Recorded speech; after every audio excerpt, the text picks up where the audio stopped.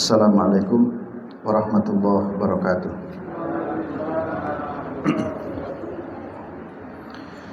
Innal hamdalillah nahmaduhu wa nasta'inuhu wa nastaghfiruh wa na'udzu billahi min shururi anfusina wa min sayyiati a'malina may yahdihillahu fala mudhillalah wa may yudlilhu fala hadiyalah.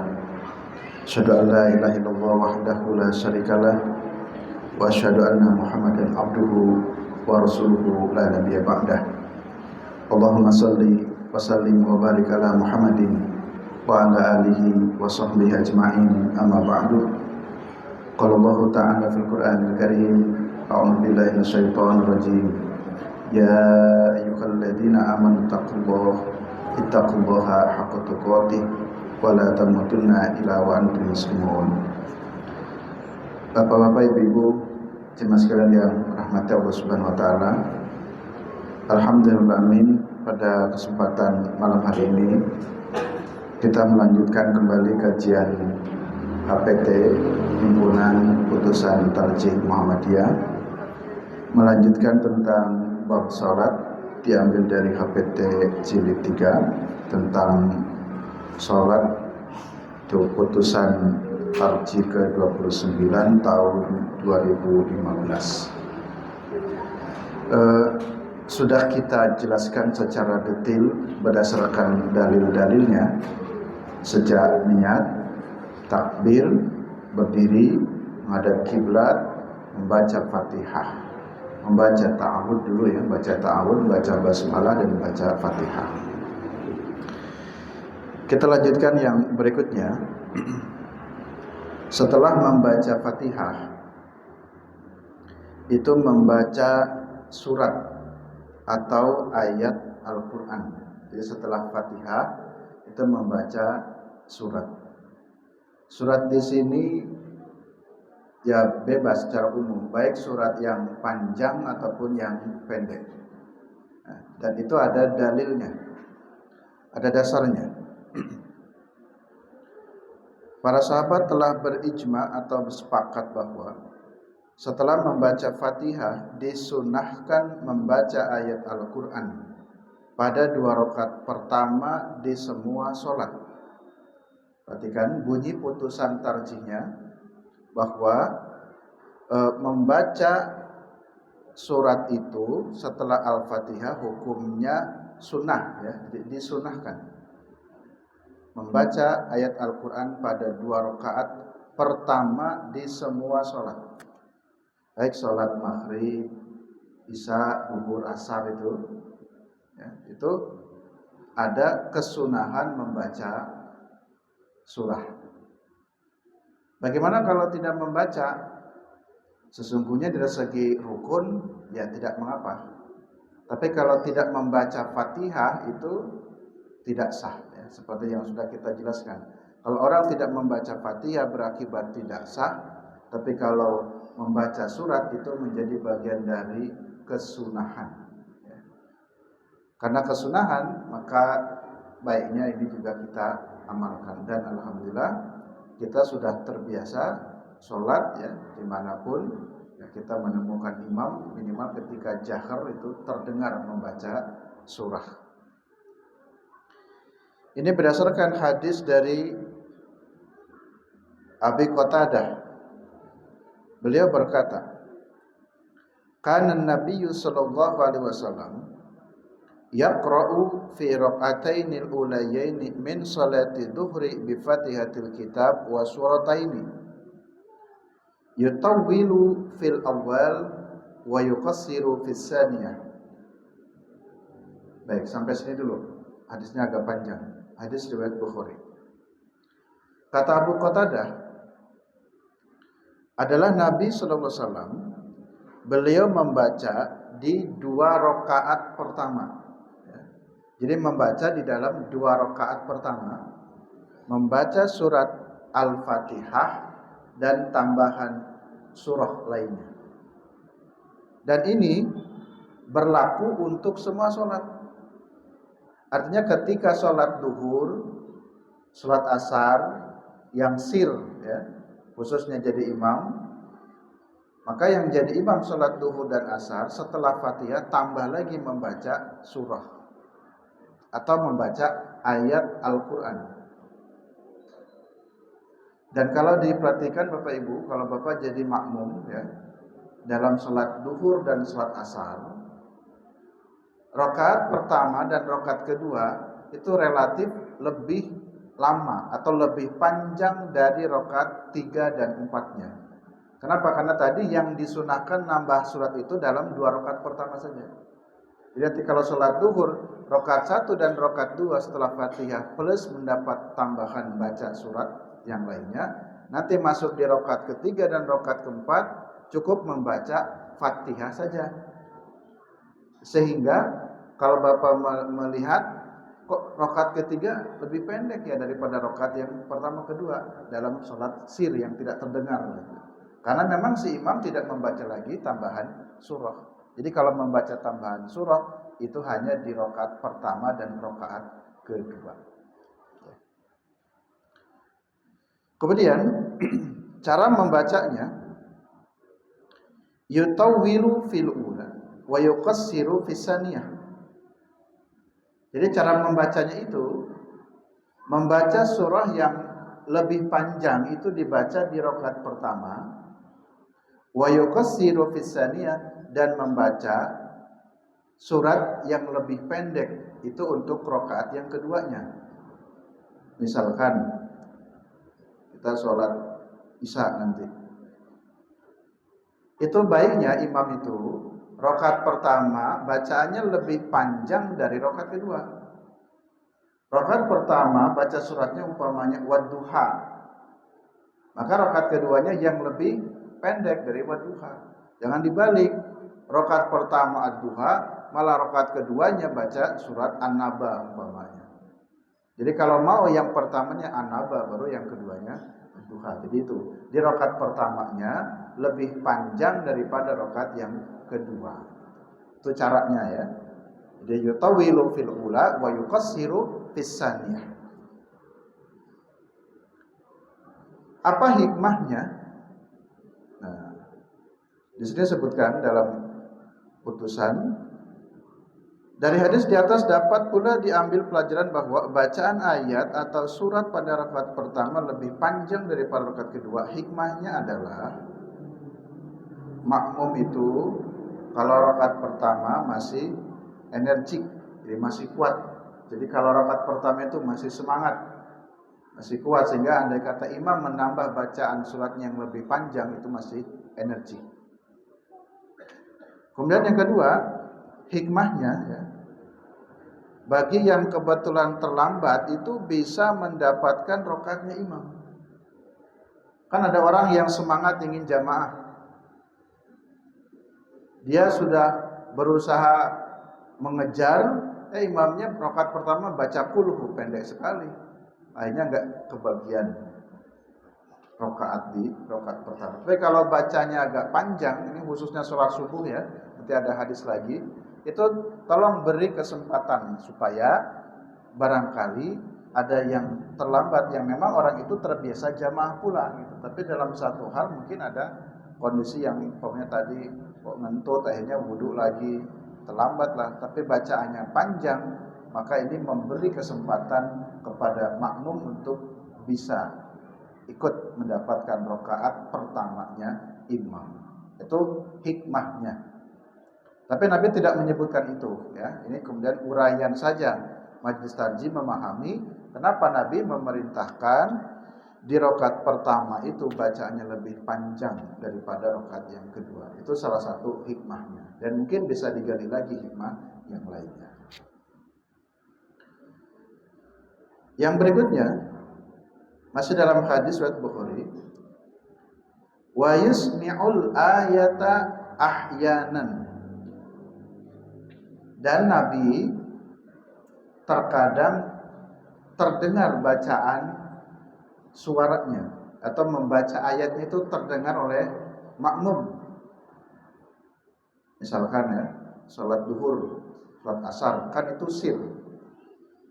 Karena sir, bacaan imam kan tidak terdengar oleh makmum, tapi terkadang ahyanan gitu, Terkadang yusmi'ul ayat, Nabi membaca ayat dalam pengertian bisa terdengar oleh makmum.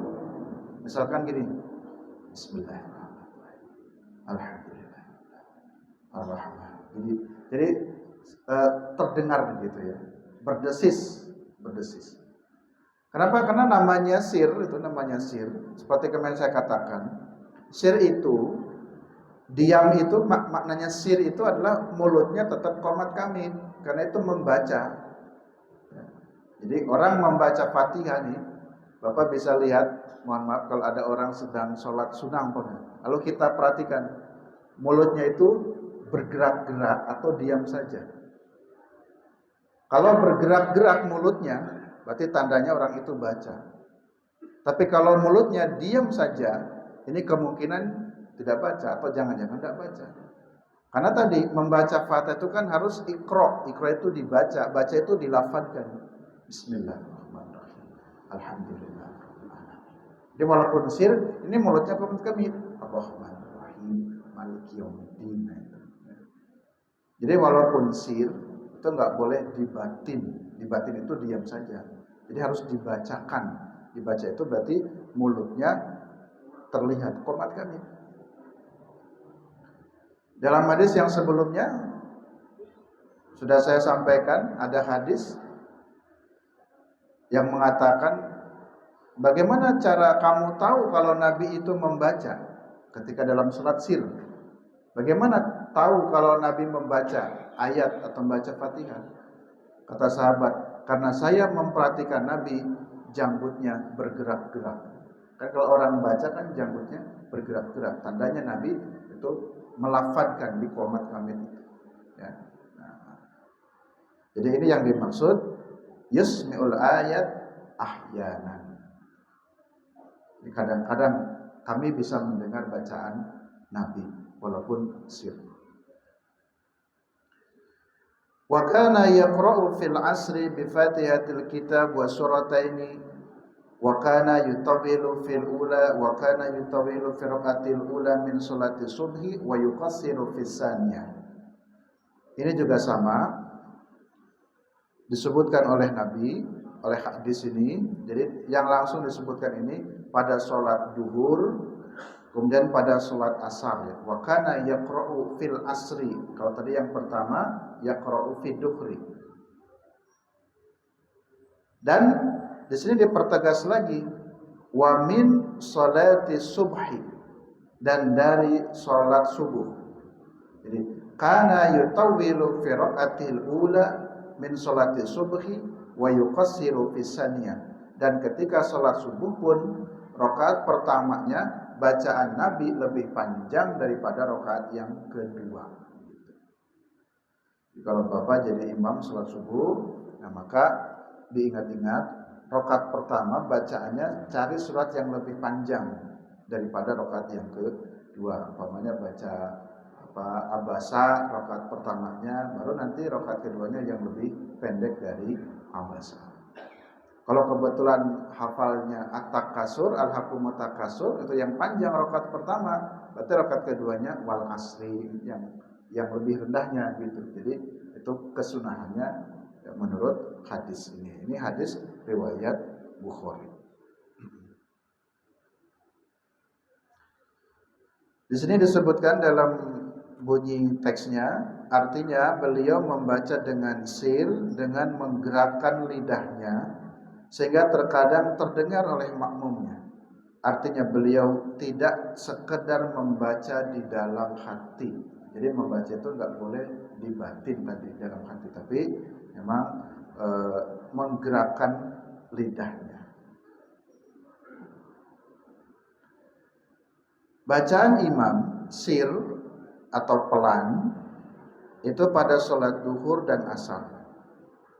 Bacaan imam dengan jahar atau keras pada sholat maghrib, isya, subuh, sholat Jumat, sholat Idain, sholat kusuf atau gerhana, sholat tarawih, dan sholat istisqa.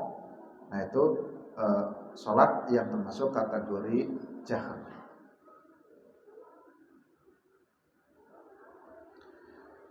Nah, kemudian di dalam putusan tarjih disebutkan afdal dan disunahkan bagi imam membaca surat secara sempurna pada rakaat pertama dan kedua. Namun tidak mengapa membaca surat-surat panjang dengan membaca awal suratnya atau pertengahan atau akhir surat. Jadi begini, akan lebih afdol imam itu membaca surat itu yang sempurna. Jadi yang sempurna itu kalau baca ad-duha ya sampai selesai, baca at-takwir ya sampai selesai, begitu. Itu afdolnya begitu. Jadi jangan cuma separuh. Tetapi boleh juga, ya. Jadi tidak salah juga.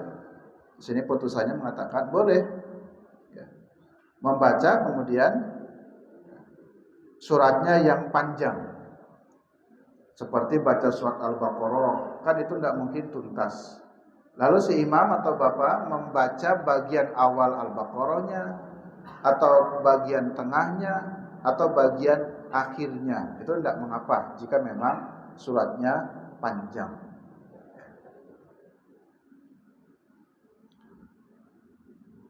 Yang berikutnya, di sini juga dianjurkan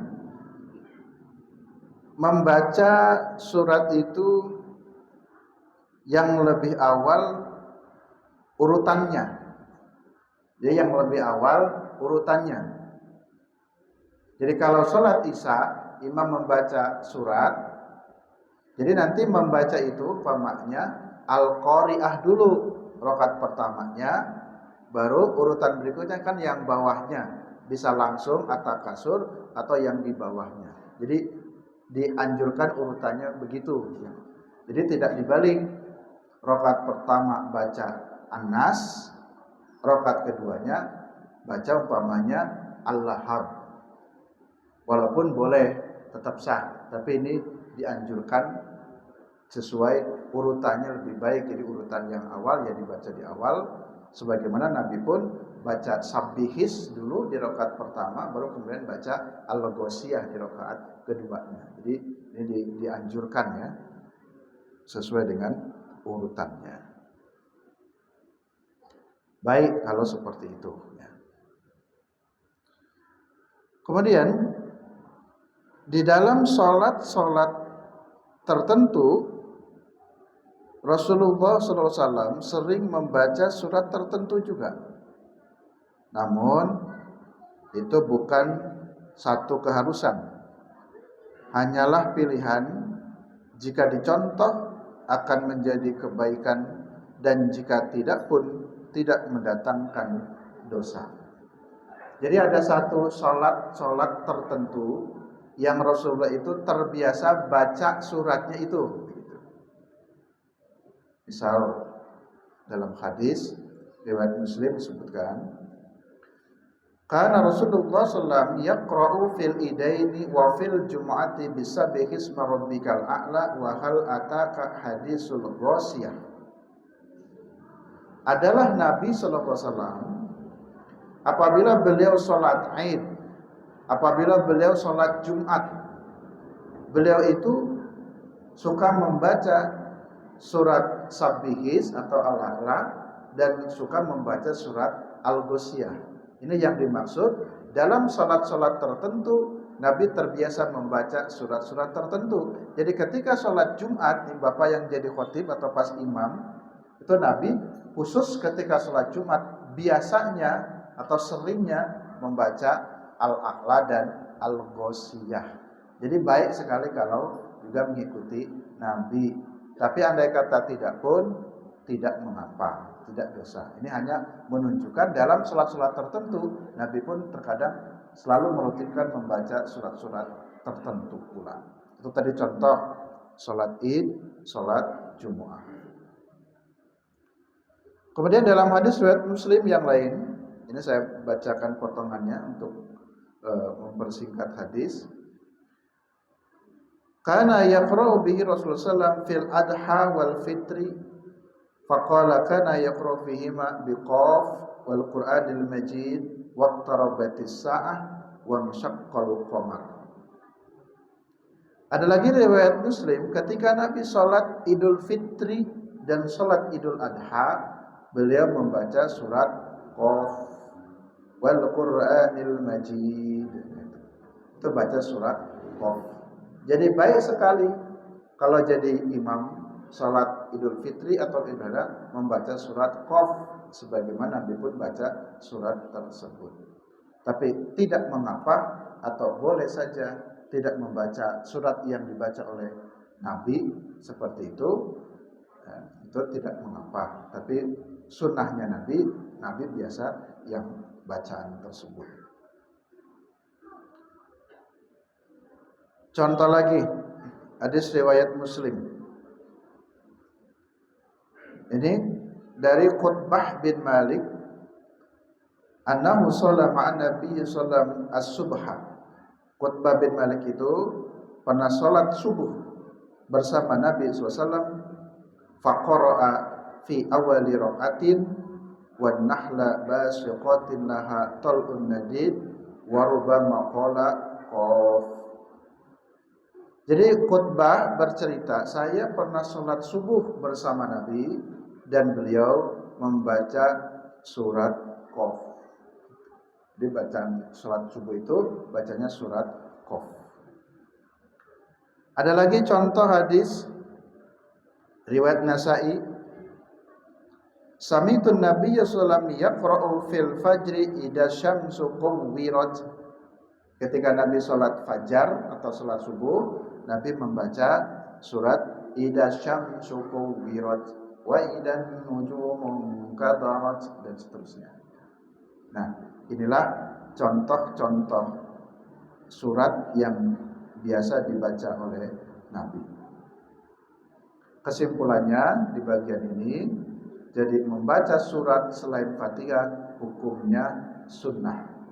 Lalu yang kedua, dianjurkan rakaat pertama lebih panjang daripada rakaat yang kedua.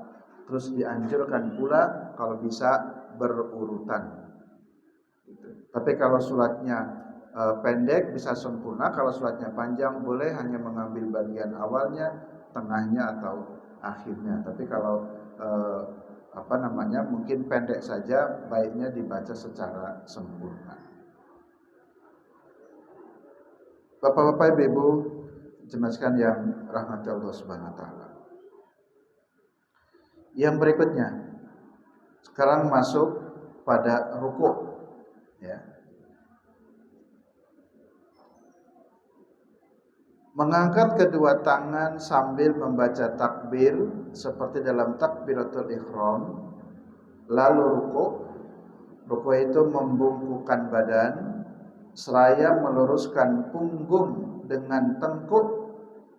Jadi lurus punggung dan tengkuk, dan telapak tangan kanan memegang lutut kanan dan telapak tangan kiri memegang lutut kakinya yang kiri. Jari-jari tangan agak direnggangkan. Jadi kalau ruku itu ya, pertama kita dianjurkan untuk lurus, kepala dan punggung ini harus lurus. Nanti ada hadis-hadisnya, tidak boleh kepalanya tegak begini atau tidak boleh terlalu menunduk. Jadi kira-kira lurus. Kemudian nanti di mana meletakkan tangan, ya, letakkan tangan itu di lutut. Jadi lutut Bapak Ibu dipegang. Kemudian posisi jari-jarinya itu terbuka, ya. Jadi tidak rapat begini, tapi direnggangkan. Baik, mari kita uraikan dalil-dalilnya. Dalil tentang ruku dan tentang ruku ini dijelaskan langsung dari Al-Quran dan hadis. Dalam Al-Quran surat Al-Hajj ayat 77 sebutkan, a'udzubillahi minasyaitonirrajim, ya ayyuhalladzina amanurka'u wasjudu. Wahai orang-orang yang beriman, rukuklah kamu, wasjudu, dan sujudlah kamu. Ada dua hal yang disebutkan langsung oleh Allah, ruku dan sujud. Di Al-Qur'annya menyebut nih, rukuklah dan sujudlah. Nanti ada pembahasannya kenapa digabungkan dengan yang rukuk ya. Nah, kita bicara dengan sujud. Kita bicara rukuk dulu. Itu secara dalil ada dalam Qur'annya. Kemudian dalam hadis Rasulullah mengingatkan pula kepada kaum muslimin untuk rukuk dengan tumaninah.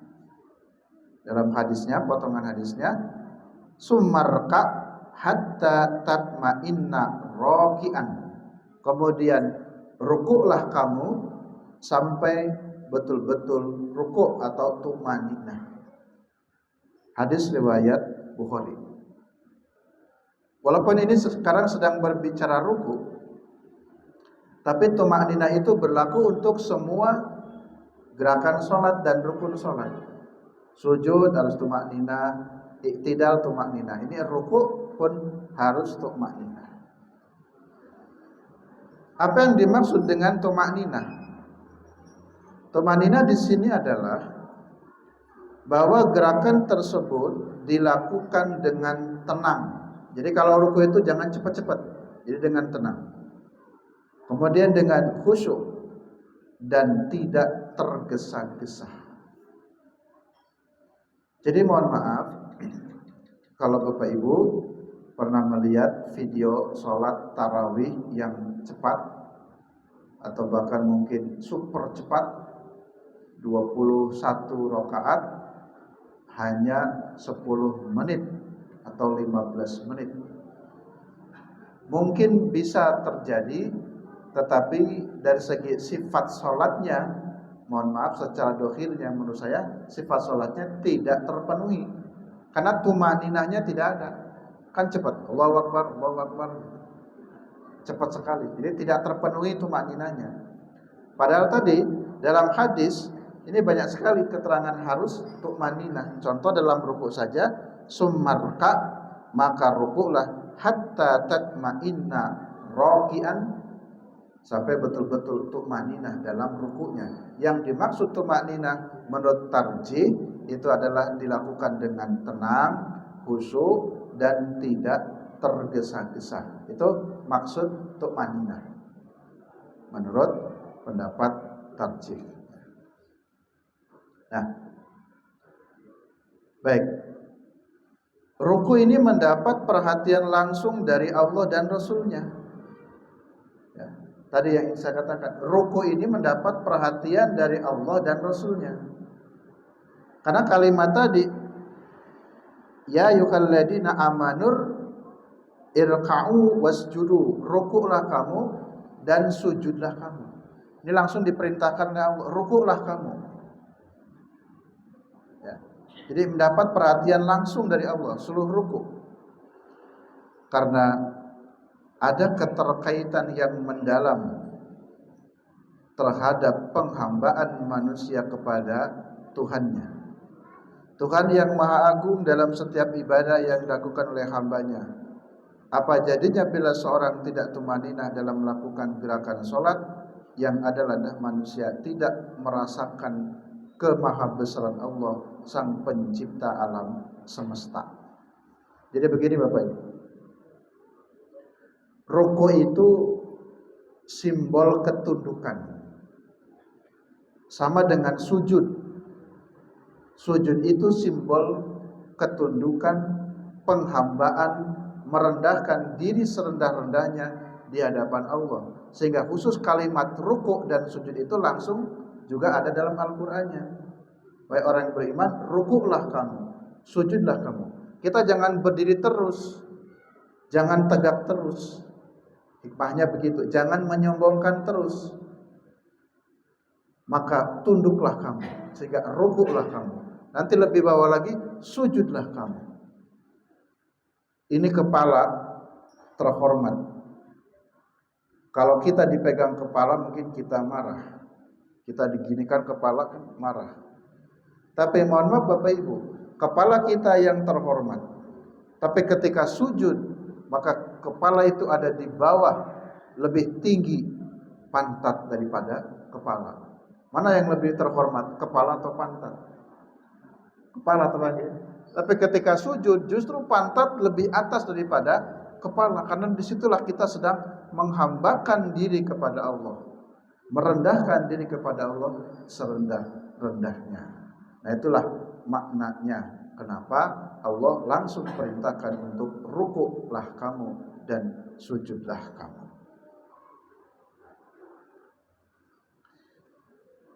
Yang berikutnya, tata cara ruku. Ketika ruku, bertakbir seperti takbiratul ihram kemarin saya sampaikan di awal takbiratul ihram. Jadi takbir dengan mengangkat tangan itu hanya dalam 3 tempat ya. Pertama ketika takbiratul ihram, kedua ketika akan ruku, Allahu Akbar, angkat tangan dulu. Lalu yang ketiga ketika iktidal, sami Allahu liman hamidah. Selebihnya hanya membaca takbir saja tanpa mengangkat tangan. Kecuali nanti tambahannya ketika bangkit dari rakaat yang kedua ke ketiga itu juga dengan kata Allahu Akbar. Itu sudah kita jelaskan di bagian awal. Ini tidak saya bacakan lagi hadisnya. Kemudian memegang kedua lutut dengan kedua tangan dan merenggangkan jari jemarinya. Ini tidak saya bacakan hadisnya, ada hadisnya riwayat Abu Dawud. Meluruskan punggung di saat ruku. Ini hadisnya riwayat Ibnu Majah yang tadi saya katakan, la yasubbu ra'sahu wa la yuqna mu'tadilan. Jadi kepala itu jangan terlalu menunduk begini kepala ya, dan jangan terlalu menengadah.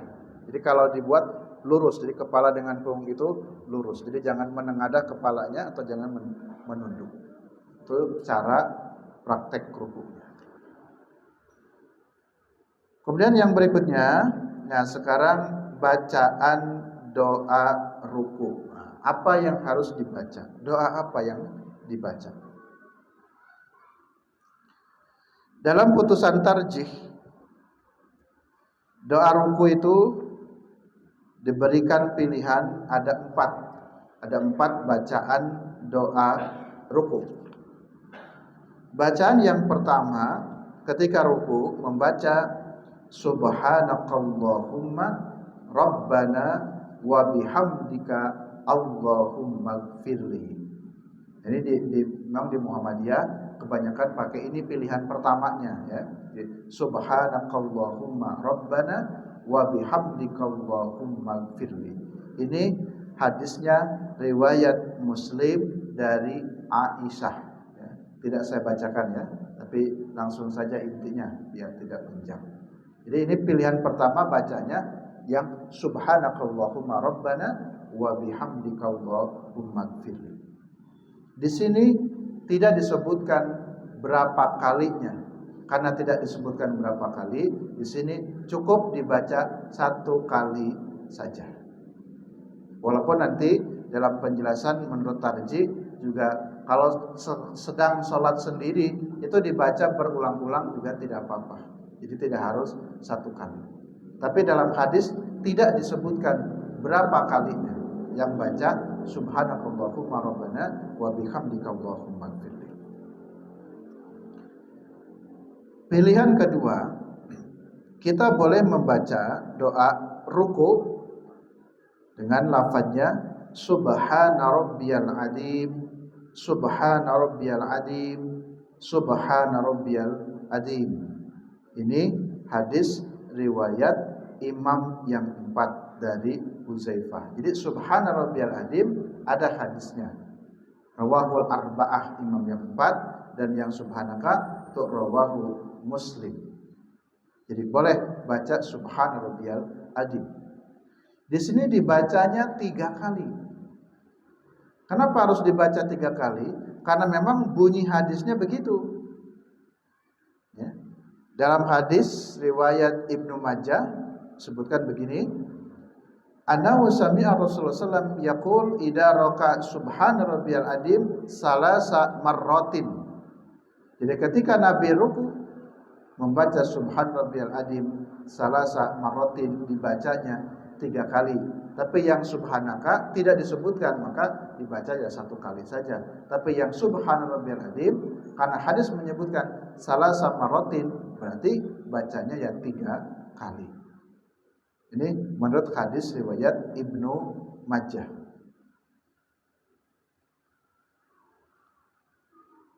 Saya ingin mengingatkan, kalau menurut putusan tarjih, kalau yang membaca Subhana Rabbiyal Adzim tidak pakai wa bihamdihi, khusus dalam sholat ya.